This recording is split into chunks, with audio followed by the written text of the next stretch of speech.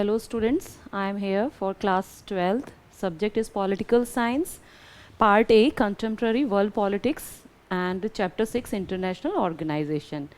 Yes students, today we will also continue this chapter, and the next topic is the jurisdiction of the UN. Okay, now what happened when the jurisdiction of the UN UN completed 60 years of the existence, and the heads of all the member states met in September 2005 to celebrate the anniversary and review the situation. And the leaders in this meeting decided that the following steps should be taken to make the UN more relevant in the changing context. Then what were the relevant points which were discussed in this is number one, yes, look at the blackboard, all the students. Number one is the creation of a peace building commission. Second one is the acceptance of the responsibility of the international community in case of failures of national government to protect their own citizens from atrocities. And third one, the establishment of a Human Rights Council operational since 19 June 2006. Now the next one is agreement to achieve the Millennium Development Goals, it means MDG, and condemnation of terrorism in all its forms and manifestation. Next point is creation of a democracy fund, and the last one, an agreement to wind up the trusteeship council.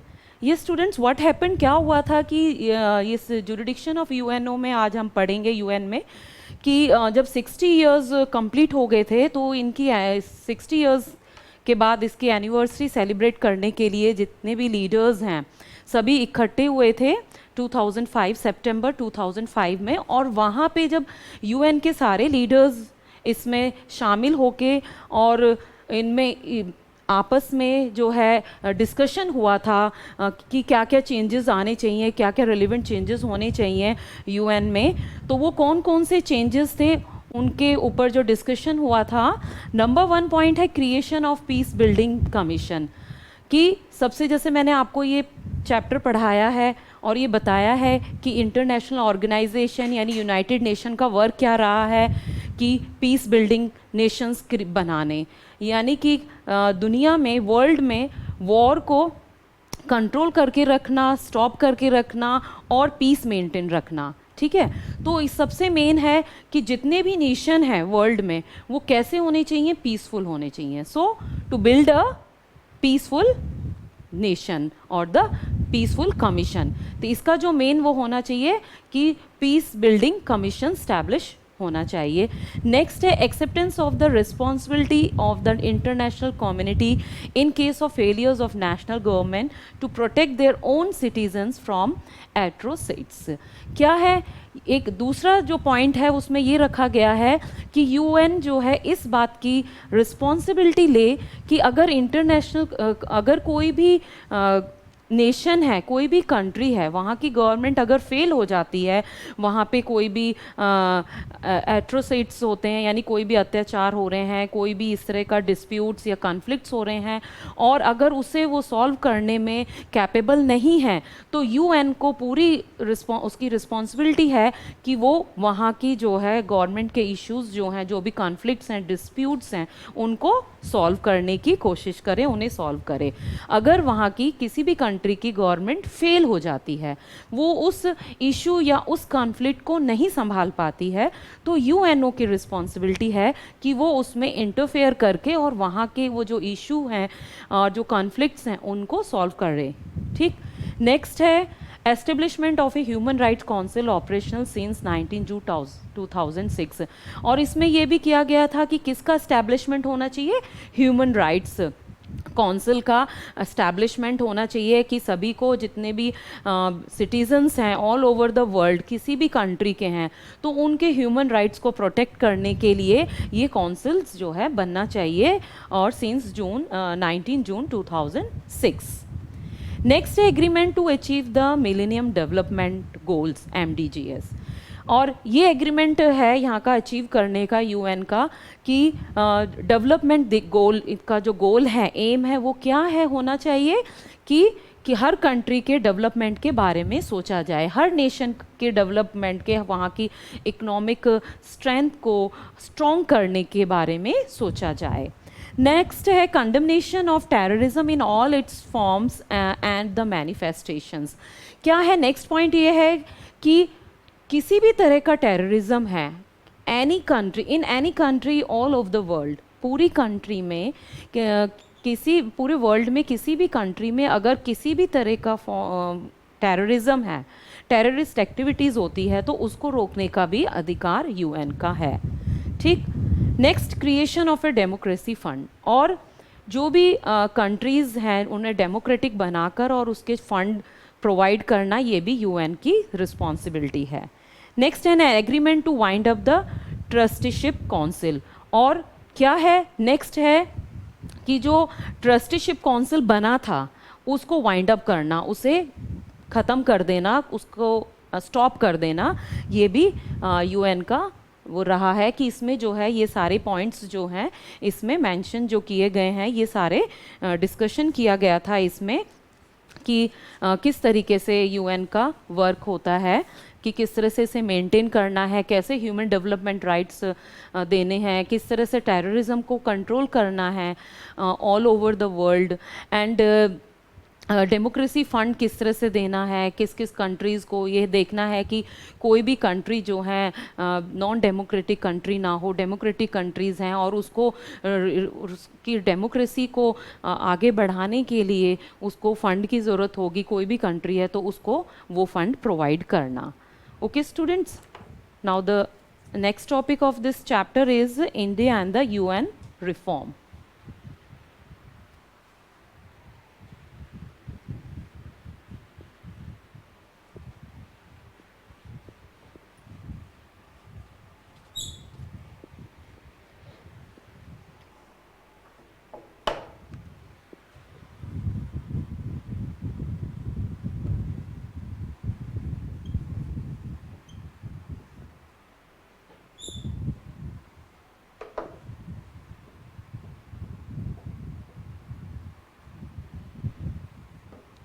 Yes, now the India and the UN reforms. India कैसे चाहता है उसमें reformation करना UN में। India has supported the restructuring of the UN on several grounds.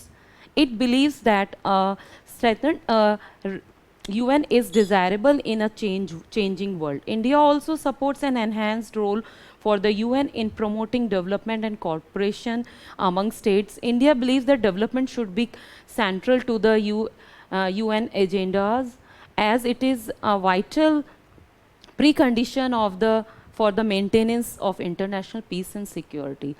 India का क्या रहा है कि किस तरह से यूएन में भी जो है किस तरह से रिस्ट्रक्चरिंग्स होनी चाहिए, और किस तरह से ये डेवलपमेंट एंड कोऑपरेशन को प्रमोट करे UN all the states of the world, और ये है कि precondition for the maintenance of the international peace and security. Now, one of the India's major concerns has been the composition of Security Council, which has remained the largely static while the UN General Assembly membership has expanded considerably. India considers that this has harmed the representative character of the Security Council.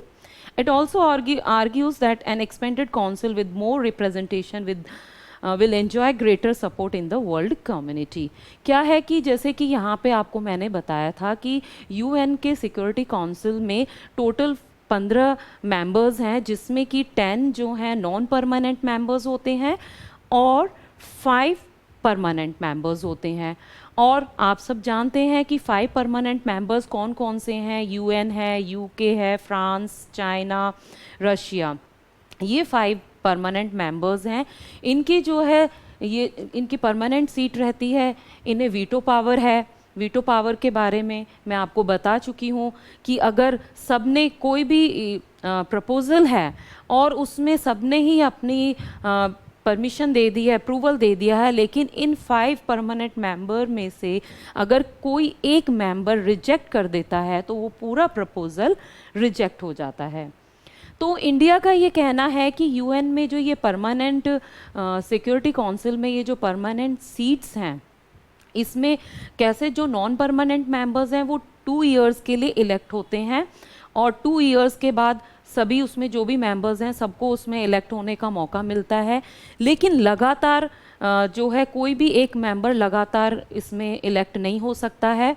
बीच में एक जो भी duration है इनका time period है 2 years का, वो gap होके तब वो दोबारा से मेंबर बन सकता है। लेकिन कंटिन्यूस जो है इसमें कोई भी इलेक्ट नहीं हो सकता है। तो जो नॉन परमानेंट मेंबर्स हैं ये तो चेंज होते रहते हैं, इनका इलेक्शंस होता है, इलेक्शन में ये चेंज होते रहते हैं, कभी कोई मेंबर्स बनता है किसी कंट्री का, कभी कोई मेंबर्स बनता है। तो लेकिन जो परमानेंट मेंबर्स हैं ये इनकी जो सीट्स हैं ये परमानेंट रहती है, ये चेंज नहीं होते हैं। तो इसमें इंडिया का ये कहना है कि इसमें भी चेंजेस होने चाहिए, इसमें भी मौका देना चाहिए, जो और कंट्रीज़ हैं उनको मौका मिलना चाहिए इसमें भी पार्टिसिपेट करने का, उन्हें भी परमानेंट मेंबर रहने का अधिकार है। और उसके लिए क्या है कि यहाँ पे यूएन ने जो है इसकी मेंबरशिप पहले क्या थी, इसमें पहले 11 थी, सिक्योरिटी काउंसिल में जो मेंबरशिप थी पहले 11 थी, अब ये 1965 में 15 हो गई है, 11 से 15 हो गई थी। और उस but there was no change in the number of permanent members, यानी कि जो नॉन परमानेंट मेंबर्स थे उनमें चेंजेस आ रहे थे, यानी कि 11 से 15। लेकिन जो परमानेंट मेंबर्स थे उनमें कोई भी किसी भी तरीके का चेंज नहीं था। Now the fact remains that the overwhelming majority of the UN General Assembly members now are developing countries. इसमें ये था कि जो General Assembly में जो भी majority है वो ज़्यादातर developing countries हैं इसकी members.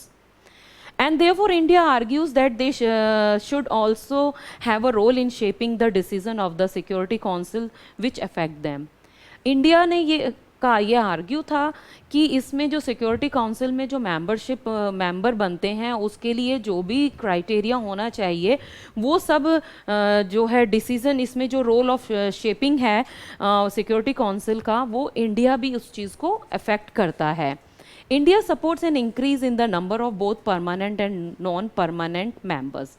इंडिया भी सपोर्ट करता है कि ठीक है जो भी परमानेंट मेंबर्स हैं और नॉन परमानेंट मेंबर्स हैं इन पूरा सपोर्ट करता है कि इसमें इंक्रीमेंट होना चाहिए, यानी ये मेंबर्स इंक्रीज होने चाहिए। And its representatives have argued that the activities of the Security Council have greatly expanded in the past few years. और ये देखा है कि जो Security Councils है पहले 11 members थे इसमें नॉन परमानेंट मेंबर्स, अब फिर 1965 में ये 15 हो गए। तो ये काफ़ी तेज़ी से बढ़ रहे थे, ये देखा गया है कि काफ़ी तेज़ी से बढ़ते चले आए हैं। And the success of the Security Council's actions depends upon the political support of the international community. और ये किसके ऊपर डिपेंड करता है, उसका जो सिक्योरिटी काउंसिल का जो एक्शन है वो पूरा पॉलिटिकल सपोर्ट मिलना चाहिए उसे, कहाँ से, इंटरनेशनल कम्युनिटी से उसे पूरा सपोर्ट मिलना चाहिए। And any plan for restructuring of the security council should therefore be broad based. For example, the Security Council should have more developing countries in it. कि उसको रिफॉर्म करने की ज़रूरत है। इंडिया का ये कहना है कि जो सिक्योरिटी काउंसिल है यूनाइटेड नेशन की उसमें थोड़ा सा रिफॉर्मेशन होना चाहिए, यानी कि उसमें भी डेवलपिंग कंट्रीज़ को मौका मिलना चाहिए। Not surprisingly, India itself also wishes to be a permanent member in a restructured UN. India is the second most populous country in the world, comprising almost 1/5 of the world population. Moreover, India is the world's largest democracy. India has participated in virtually all of the initiatives of UN. Its role in the UN's peacekeeping efforts is a long and substantial one, and the country's economic emergence on the world stage is another factor that perhaps justifies India's claim to be permanent seat in the Security Council. And India has also made the regular financial contribution to the UN and never faltered on its payments. India is aware that permanent membership of the Security Council also has symbolic importance.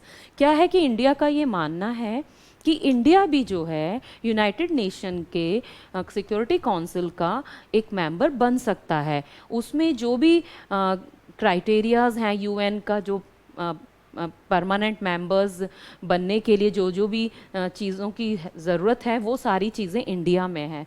उसमें ये है कि जो country ज़्यादा populace हो वो उसकी member बन सकती है। तो इंडिया भी जो है second world largest populace country है। एंड उसके बाद डेमोक्रेसी, सबसे largest democracy in the world किसकी है? इंडिया की है। उसके बाद इंडिया जो है हर इनिशिएटिव में यूएन का पार्टिसिपेट करता है। देन इकोनॉमिकली भी जो भी इसके कंट्रीब्यूशन है, फंड कंट्रीब्यूशन है, वो सब जो है इंडिया यूएन को कंट्रीब्यूट करता है। तो ये सारी चीज़ें जो हैं क्या करती हैं? It signifies a country's growing importance in world affairs. This greater status is an advantage to a country in the conduct of its foreign policy. The reputation of for being powerful makes you more influential. क्या इन सब की वजह से जो है India का जो इन्फ्लुएंशियल है वो बहुत अच्छा है। एंड हर तरीके से इंडिया जो है क्या है कि ये रेगुलर फाइनेंशियल कंट्रीब्यूशन देता है यूएनओ को, और कभी भी इसने अपने पेमेंट में कभी भी लेट नहीं किया है, हर तरीके से इसे सपोर्ट करता है। एंड वर्चुअल पार्टिसिपेशन है इसका यूएन के इनिशिएटिव्स में, पीस कीपिंग एफर्ट्स में काफ़ी सहयोग दिया है इंडिया ने। जहाँ कहीं भी जैसे सिविल वॉर हुआ है किसी भी कंट्री में, जैसे श्रीलंका का देख लीजिए, बांग्लादेश का देख लीजिए, आपको बताया भी गया था। तो जहाँ पे इस तरह के इश्यूज होते हैं तो वहाँ पे भी पीस मेंटेन करने के लिए इंडिया हमेशा यूएन के साथ रहा है।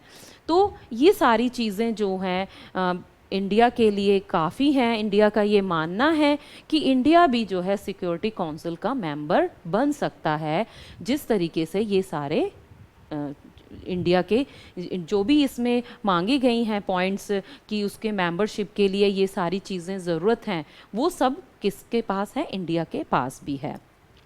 Despite India's wish to be a permanent veto-wielding member of UN, some countries question its inclusion, and neighboring Pakistan, with which India has troubled relations, is not the only country that is reluctant to see India become a permanent veto member of the Security Council.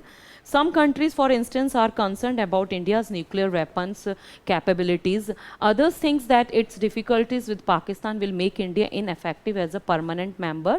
Yet others feel that if India is included, then other emerging powers will have to be accommodated, such as the Brazil, Germany, Japan, perhaps even South Africa, whom they oppose. And there are those who feel that Africa and South America must be represented in any expansion of the permanent membership, since those are the only continents not to have representation in the present structure. Given these concerns, it may not be very easy for India or anyone else to become the permanent member of UN in near future. क्या है कि India जो है security council का permanent member बनना चाहता है, और बनने के लिए सारे चीज़ें जो हैं, जो भी इसमें क्राइटेरिया मांगा गया है, वो सारी कैपेबिलिटीज़ इंडिया के अंदर है।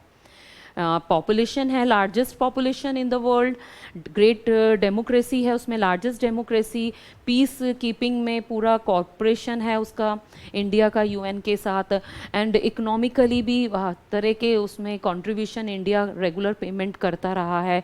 और इस चीज़ के लिए इंडिया का ये मानना है कि वीटो पावर के लिए इंडिया पूरा सक्षम है, कैपेबल है, वो इसका परमानेंट मेंबर बन सकता है। लेकिन इसके लिए इंडिया अगर सिक्योरिटी काउंसिल का परमानेंट मेंबर बनता है तो बहुत सारी रुकावटें बीच में आ रही हैं। वो क्या है? सबसे पहला है कि जो यूएन के जो मेंबर्स हैं उनका मानना है कि इंडिया का जो नेबर कंट्री है पाकिस्तान के साथ काफ़ी सारे कॉन्फ्लिक्ट्स रहते हैं, और इस वजह से हम इंडिया को इसका परमानेंट मेंबर नहीं बना सकते हैं। इंडिया न्यूक्लियर पावर में, न्यूक्लियर एक्सप्लोजन में भी पावरफुल है एट ए टाइम इस समय, और उसके साथ अपोजिशन में कौन है? पाकिस्तान भी है। तो इन सारी चीज़ों को देखते हुए तो जो यूएन के जो मेंबर स्टेट्स हैं उनका ये मानना है कि इंडिया इसका मेंबर नहीं बन सकता है। दूसरा, अगर इंडिया को ये मेंबरशिप मिलती है, परमानेंट मेंबरशिप मिलती है सिक्योरिटी काउंसिल में, तो क्या है कि और भी जो कंट्रीज़ हैं वो इसके अपोजिशन में खड़ी हो जाएंगी, जैसे कि जर्मनी है, ब्राज़ील है, साउथ अफ्रीका है, अ, तो ये सारी जापान है, ये सारी कंट्रीज़ जो हैं इंडिया के अपोजिशन में खड़ी हो जाएंगी कि नहीं, हम भी इंडिया के बराबर कैपेबल हैं इसके मेंबर बनने के लिए, तो हमें भी मौका मिलना चाहिए। तो ये सारी बातें जो हैं रुकावट की हैं, इंटरफेरेंस की हैं कि इंडिया जो है इसका परमानेंट मेंबर नहीं बन सकता इन कारणों की वजह से। और इनके जो परमानेंट मेंबर्स हैं, जैसे मैंने पहले आपको बताया, अगर इनको यहाँ से हटाते हैं तो क्या है कि अगर इन्हें परमानेंट मेंबर्स, जितने भी ये 5 परमानेंट मेंबर्स हैं, यूके, यूएसए, फ्रांस और चाइना एंड रशिया, अगर इन्हें हटाया जाता है तो अब क्या है कि ये यूएन के कंट्रोल में है, ये उनके रूल रेगुलेशंस को फॉलो कर रहे हैं और उन्हें मान रहे हैं। अगर इन्हें यहाँ से हटा दिया जाएगा तो ये क्या करेंगे, अपनी मनमानी करेंगे, अपनी मर्जी से जो इन्हें अच्छा लगेगा वो करेंगे। तो इससे क्या हो जाएगा, बहुत सारे डिफरेंसेस एंड कॉन्फ्लिक्ट्स आ जाएंगे। अब जैसे कि बहुत जगह ऐसा भी हुआ है कि इसमें ये भी देखा गया है कि जो सबसे ज़्यादा फंड देता है वो पावरफुल माना जाता है। जैसे आज की डेट में क्या है, यूएस जो है वो सबसे ज़्यादा फंड इसको देता है यूएन को। तो यूएसए जो है काफ़ी पावरफुल है कि अगर यूएसए चाहे तो वो अपनी मर्जी से कहीं भी उसे इंटरफेरेंस करना है या कहीं के इन्वेंशन करना है, वो तो उस चीज़ को वो कर सकता है। यूएनओ के मना करने पर भी वो उस चीज़ को आगे प्रमोट कर सकता है, क्योंकि उसको ये पावर मिली हुई है। किसकी वजह से, कि वो फंड सबसे ज़्यादा देता है। तो ये बात नेचुरली है, स्टूडेंट सभी जानते हैं कि भाई जो ज़्यादा किसी को सपोर्ट करता है फाइनेंशियली, तो उसकी पावर एक अलग ही, उसकी पावर की एक अलग ही पोजीशन होती है। नेक्स्ट टॉपिक है इसका the UN in A unipolar world.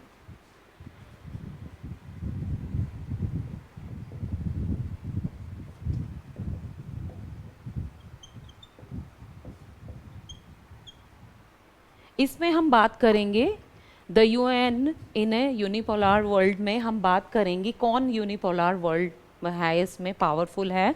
Among the concerns about the reforms and restructurings of the UN has been the hope of some countries that changes could help the UN cope better with the unipolar world in which the US was the most powerful country without any serious rivals.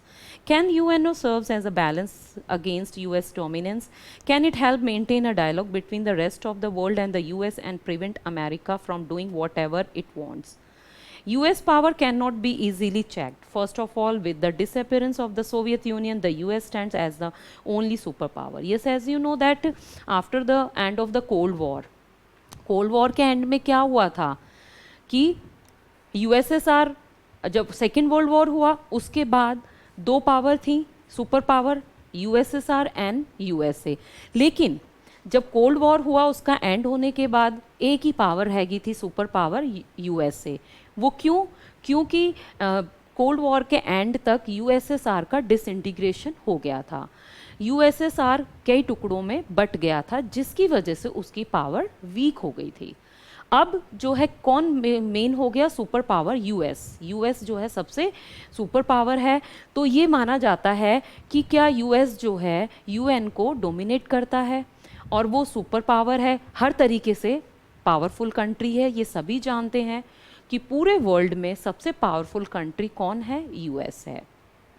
Now second, within the UN, the influence of US is considerable as the single largest contributor to the UN. The US has unmatched financial power. The fact that the UN is physically located within the US territory gives the Washington additional sources of influence. क्या है, एक तो ये powerful है इस हर तरीके से। अभी मैंने आपको बताया कि सबसे ज़्यादा फंड जो जाता है, फाइनेंशियली जो हेल्प मिलती है यूएन को, यूनाइटेड नेशन को, वो किसकी तरफ से मिलती है, यूएस की तरफ से। तो यूएस जो है सबसे लार्जेस्ट, वो सबसे ज़्यादा फंड प्रोवाइड करता है यूनाइटेड नेशन को। इसकी वजह से जो है यूएस जो है काफ़ी पावरफुल है यूनाइटेड नेशन में भी, उसका एक अलग ही रुतबा है वहाँ पे। दूसरा कि जो यूएन का जो हेडक्वार्टर है वो कहाँ है, वहीं है, वॉशिंगटन में है, यूएस में। तो ये सेकंड कारण ये बन जाता है यूएस का पावरफुल होना यूएन में। And the US all has many nationals in the UN bureaucracy, और यू नेशनली भी जो देखा जाता है यूएन में जो है काफ़ी ब्यूरोक्रेसी रही है। And in addition with its veto power of the US can stop any moves that it finds annoying or damaging to its interest or the interest of its friends and allies। ये देखा गया है कि इसको इतनी veto power मिली है US को कि अगर यूएस को लगता है कि कहीं पे, जैसे मैंने अभी बताया है कि कहीं पे बहुत बड़ा कॉन्फ्लिक्शंस चल रहा है, कहीं इसके फ्रेंड्स के साथ या एनिमीज़ के साथ या इसके एलाइज हैं उनके साथ, तो ये पूरी तरीके से उन्हें स्टॉप कर सकता है, इसको पूरी अथॉरिटी है उसे स्टॉप करने की। Now, its veto within the organization also ensure that the Washington has a considerable degree of say in the choice of Secretary General of UN। और जो Secretary General का जो headquarter है इसका UN का, ये कहाँ है, वॉशिंगटन में। And the US can does use this power to split the rest of the world and to reduce opposition to its policy। लेकिन तो US के अंदर पावर है कि वो इसको स्प्लिट कर सकता है, और इस जो अपोजिशन, इसी वजह से इसकी जो अपोजिशन रिड्यूस हो जाती है, इसकी पॉलिसीज़ की जो अपोजिशन है वो रिड्यूस हो जाती है इसके इस पावरफुल स्ट्रैटेजी के कारण। The UN is not therefore a great balance to the US. Nevertheless, in a unipolar world in which the US dominate, the UN can and has served to bring the US and the rest of the world into discussion over various issues। US leaders, in spite of their frequent criticism of UN, do see the organization as serving a purpose in bringing together over 190 nations in dealing with conflict and social and economic development। अब क्या है कि UN का भी सबसे बड़ा जो है इस ऑर्गेनाइजेशन का ये सबसे बड़ा ये भी रहा है कि सभी जितने इसमें स्टेट्स हैं, जितने भी 193, इन सब को यूनाइट करके रखना, पीसफुली रखना, ये भी इसकी रिस्पॉन्सिबिलिटी है। और इसमें जो है यूएस का जो है पूरा सहयोग रहता है, पूरी तरीके से कॉपरेशन रहता है। तो हमने ये देखा है कि इस यूनिपोलर वर्ल्ड में किसका सबसे ज़्यादा वो रहा है, यूएस का रहा है। और इसके ऊपर काफ़ी सारी जो है डिस्कशंस हुए हैं, डिबेट्स हुए हैं इसको लेके। The UN is an imperfect body but without it the world would be worse off, and given the growing connection and links between societies and issues, what we often call interdependence, and it is hard to imagine how more than 7 billion people would live together without an organization such as the UN। Technology promises to increase the planetary interdependence, and therefore the importance of UN will only increase। Peoples and governments will have to find ways of supporting and using UN and other international organizations।